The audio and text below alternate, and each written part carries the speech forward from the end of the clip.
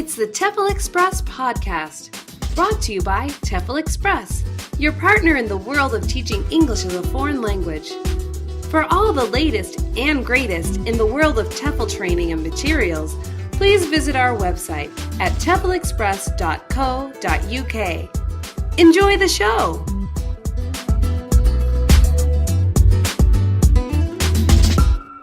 Today we're going to have a discussion with an ESL teacher, and can you please start by introducing yourself?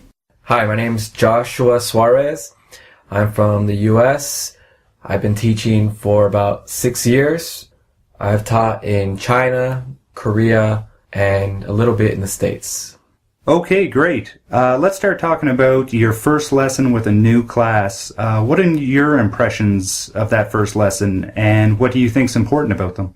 Well, first thing you do when you get a new class is you need to observe your students. You want to see their different personalities of each student and also the level of each student's English. Right. That is a good way to, try to determine what their level is, definitely by observing. I've always found that extremely important as well. Also, what else would we observe? Is there anything else important, like the way they interact with the other children or students if they're older? I think it's really important that you talk one-on-one with each of your students. You need to get them to be comfortable with you.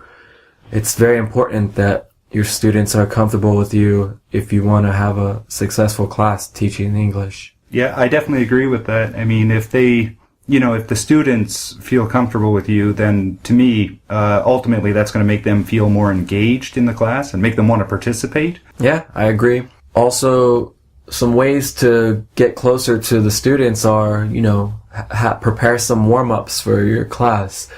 This way you can interact, get the students laughing, and, they see you laughing and they just feel much, closer to you and, have a good time while you're learning English. Right. And I know you mentioned to me earlier that most of your experience has been with teaching young learners. So I can definitely see how, like you say, if you get laughing and having fun and the students do that along with you, it is going to definitely, help them engage more in that lesson. Yeah, most of my teaching experience is with children, but I've also done tutoring with young adults and older adults, and also have done some tutoring with older adults.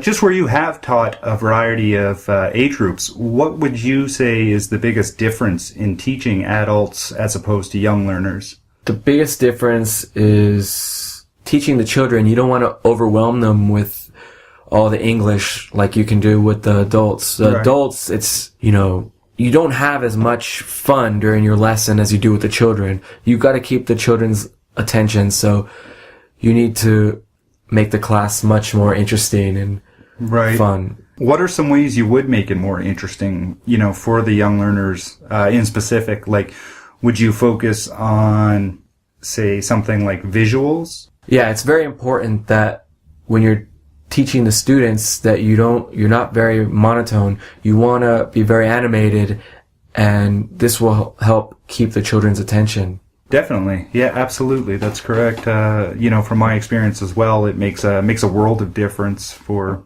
keeping that attention span on the teacher and the lesson. How about songs? Do you do a lot of songs with young learners?